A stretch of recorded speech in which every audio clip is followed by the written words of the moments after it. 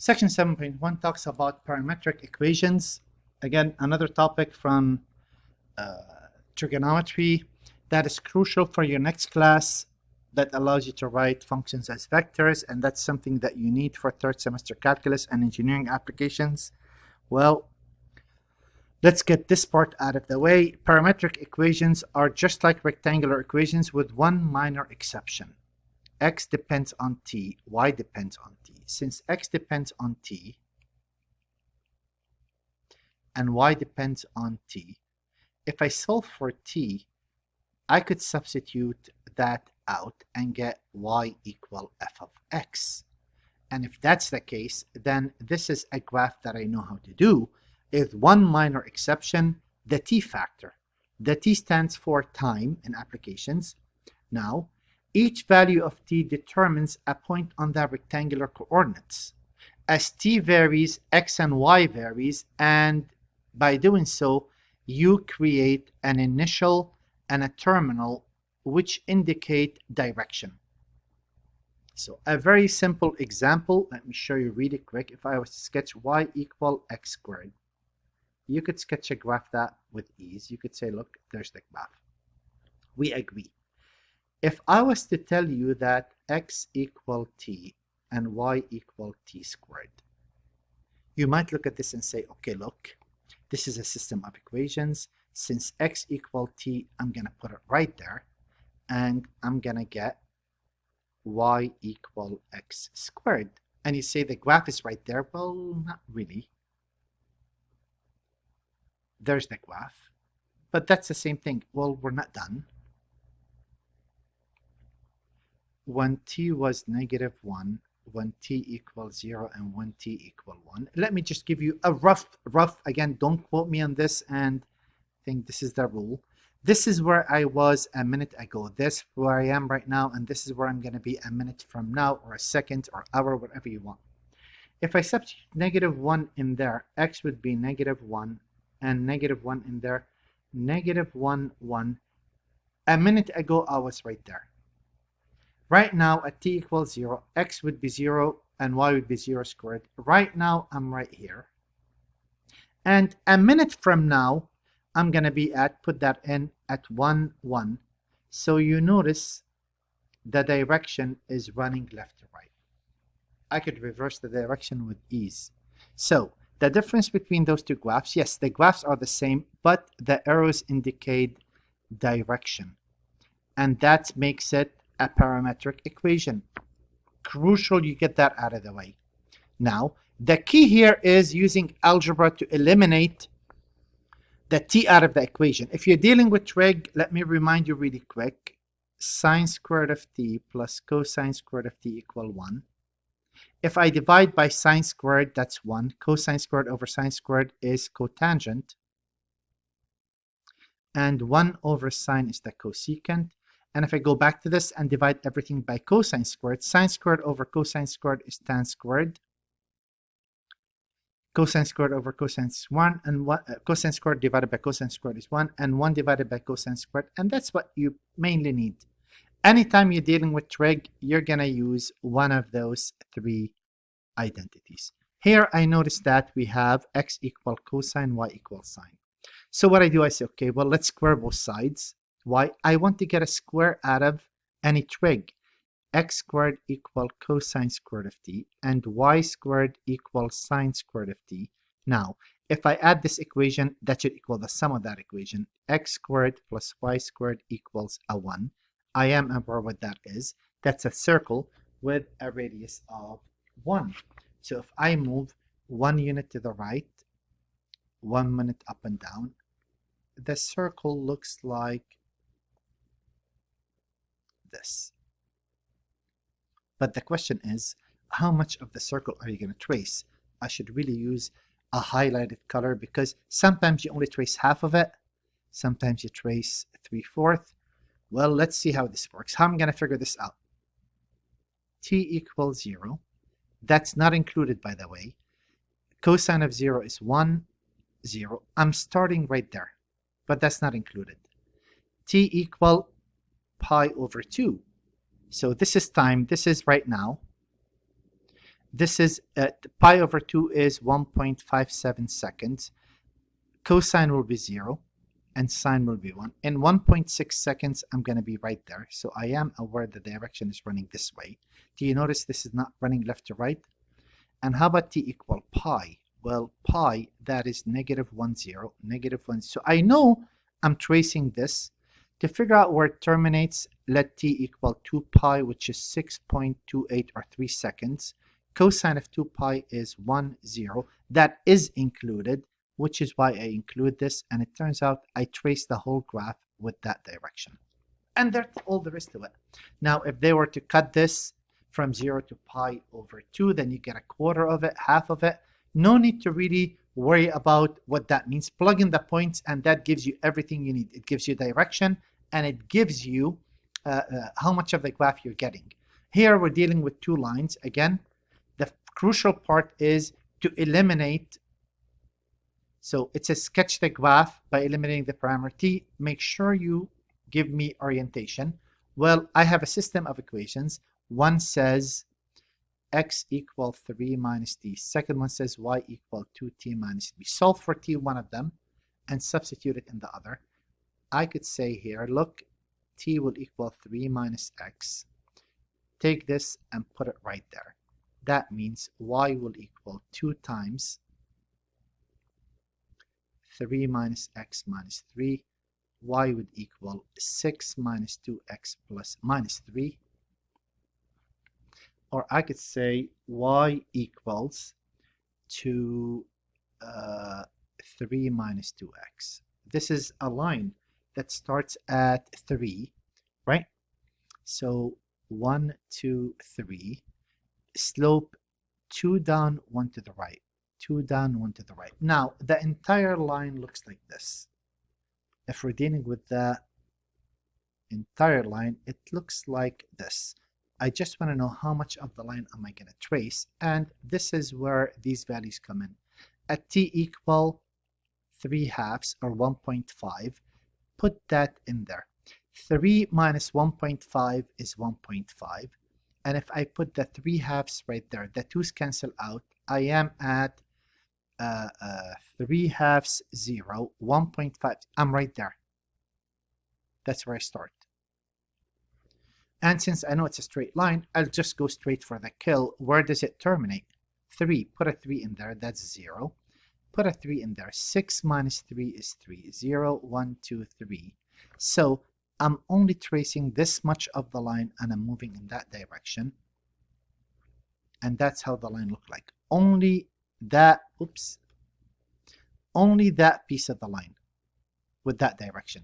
I shouldn't have really shrank it. So I should have said, okay, 1.50 and 1230. So the graph looks like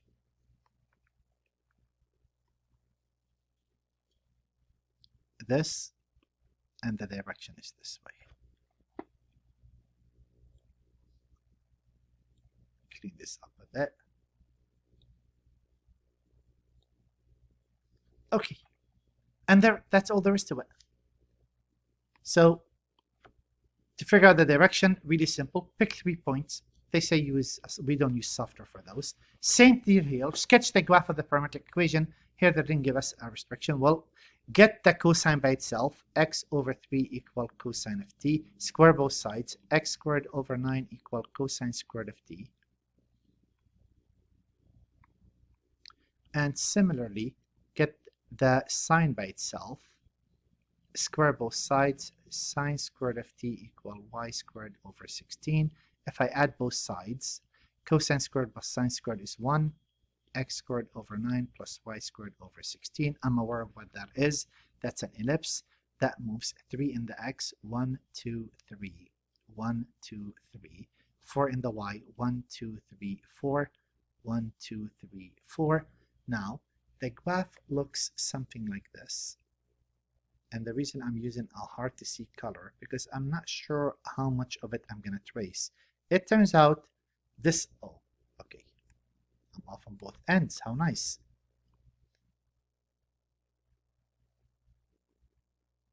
This author gives you the most of these graphs completed on the notes, but on the homework they don't. Now, they didn't give us a restriction on t, so let me start right now. Where am I? If I put a 0 there, that's cosine of 0 is 1 times 3, that's 330. I'm starting right there. Very good. Now, if I jump to t equal to pi, I notice that I'm back where I started, which means I traced the whole graph, but I don't know if I went in this direction or this direction. So I just need to pick one point, and pi wouldn't do me any good because I wouldn't know whether I reach it from the top.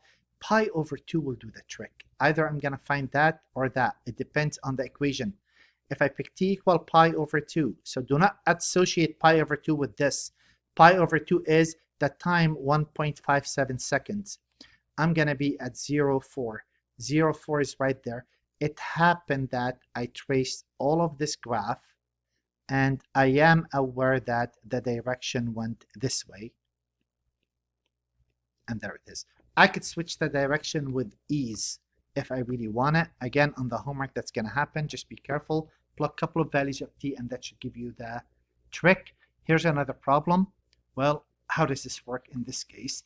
I'm looking at x equal e to the t, y equal e to the t squared plus 1. If I am to take this x and put it right there, I'm looking at y equal x squared plus 1.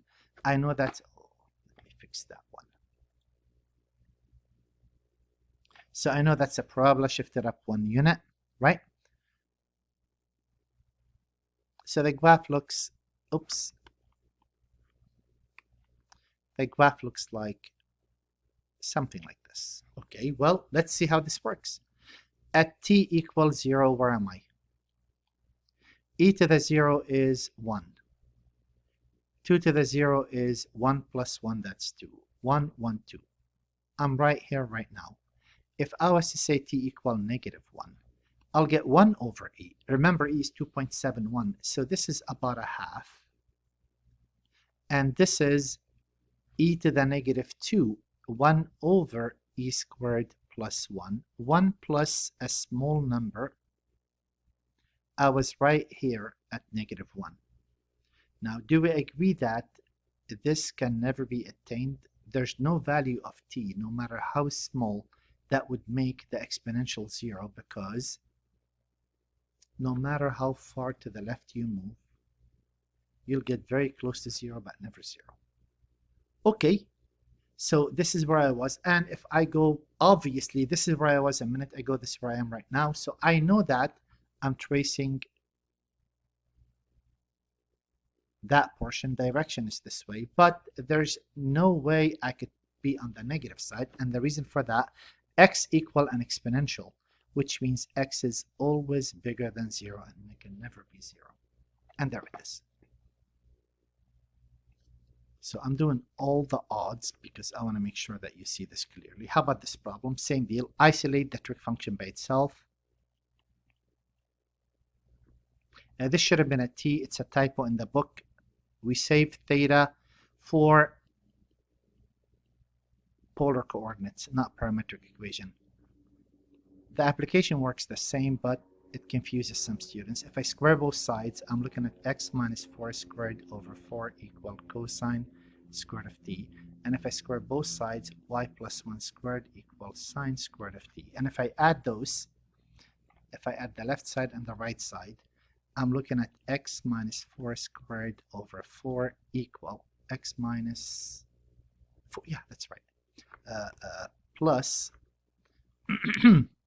y plus 1 squared equal a 1. Well, what is that? That is an ellipse centered at 4, negative 1. Let me center that one really quick. So I'm going to move 1, 2, 3, 4, negative 1. I'm going to move 2 units in the x, 1 unit in the y. There's my entire ellipse. Again, I'm not sure if I'm going to figure out all of that graph. Well, let's see. They didn't give us an restriction on t. Whenever that's the case, most likely you're going to get all the whole entire graph. Let's start at t equals 0. Where am I at 0? If I put 0 right there, or theta equals 0, it doesn't matter. That's a 2 plus 4, that's 6. That's 0, -1. 1, 2, 3, 4, 5, 6, -1. I'm right here right now. In 1.57 seconds, I'm going to be put 0 in there. That's a 4. And that's how I mean put pi over 4. Cosine of pi over 4 is 0. Sine pi over 4 is 1. 4, 0. 1, 2, 3, 4. There. I know that I've traced that much. Again, direction people could go the other way with ease. And I know if I'm going to go to 2 pi, I'm going to get back to where I started. So I'm going to trace the entire graph.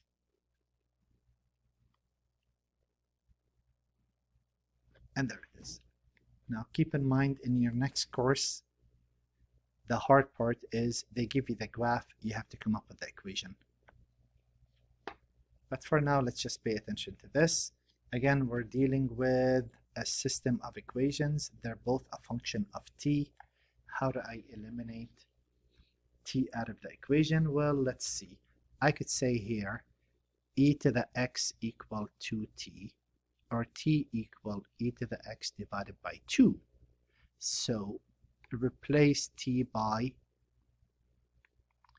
y would be e to the x divided by 2 squared, or y would equal e to the 2x divided by 4. Well, e to the x is a graph that looks like this. E to the 2x is a graph that looks like this. The 1/4 make the graph a lot wider, but nothing changes. At 0, if I put 0 in there, I'll get 1/4. So the graph looks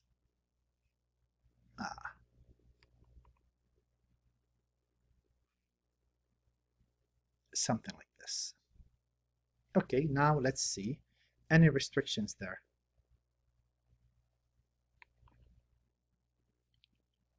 Uh, 2t must be bigger than 0. T has to be bigger than 0. T equals 0 is not allowed. T equal 1/2. T equal 1. And maybe t equal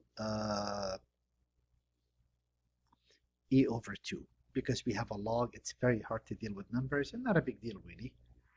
You could use with 1, 2, 3. If I put a half in, put a half in for t. That's 1. Natural log of 1 is 0, and that's 1/4. 0 1/4, I'm right here. So this is where I start. No. I'll talk about that in a minute. T equal 1. I'm looking at natural log of 2 and 4. Natural log of 2 is a number that's a bit less than 1. And oh yeah, the graph is way out of scale. And if I put e over 2, 2's cancel out, that's a 1. And e squared over 4, remember e is 2.71, that's bigger than 1. So when I move to e, 2.71 divided by 1, a number bigger. So obviously we're running in this direction. I want to know if this is possible. I would go to t equal 0.1, which is 1 over 10. I'm looking at natural log of 0.2 and 1 over 100. Now keep in mind how this works. This is natural log of 2 divided by 10. That is natural log of 1/5. That is natural log of 1 minus natural log of 5. That's a 0. So this is negative. So yes, you do trace all of that, the entire graph, and that's how it looks.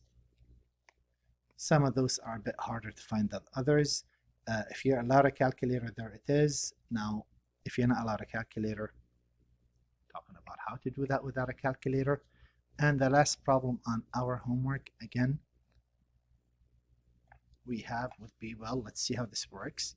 So recall how this works. We said you could derive these formulas. I need the last one. Tan squared plus 1 equals secant squared. Keep that in mind. I know that tan squared of t plus 1 equals secant squared. Again, those should be in terms of t, but let theta equal t. That's what they say, but they shouldn't have. It's all good. How does this work? Isolate that trig by itself. X over 4 equals secant of theta. Square both sides. X squared over 16 equals secant squared of t, right? And if I solve this one, that is y over 3 equal tangent of theta. And if I square both sides in this case, I'm getting y squared over 9 equal tangent squared of t. Now, go either way. Secant squared, you could say this is saying x squared over 16 equal tan squared of t plus 1. And I know that tan squared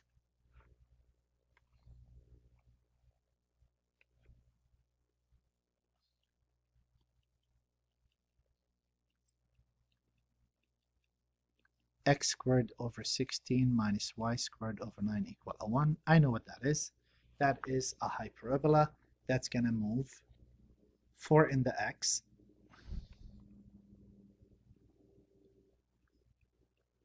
three in the y,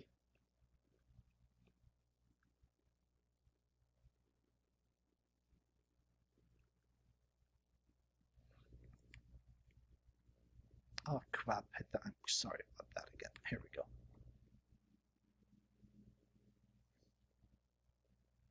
Now there's a negative in front of the y, so it's, I don't know which portion it is. Let's see. And it turns out I can't get both of those. And because of the tangent, tangent, remember, is sine of theta over cosine of theta. And since the denominator cannot be 0, I am bound between negative pi over 2 and pi over 2. So theta has to be between negative pi over 2 and pi over 2, never equaling that. So if I start with 0,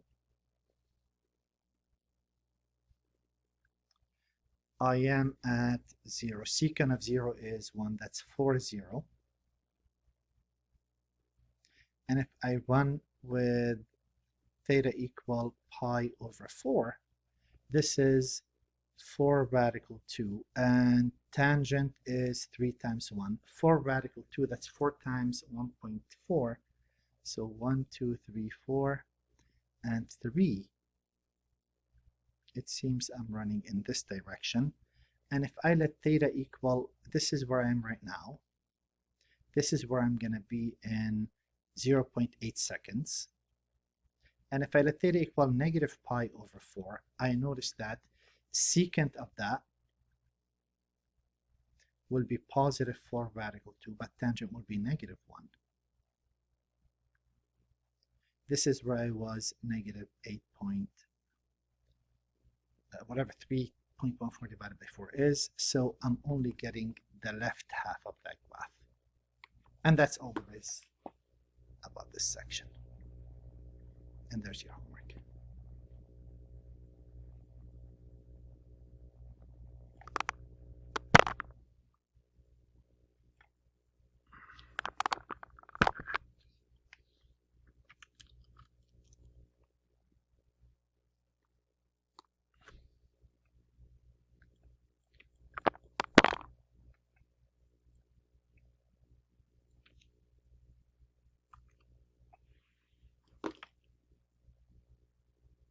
Okay, it's not stopping it. It froze.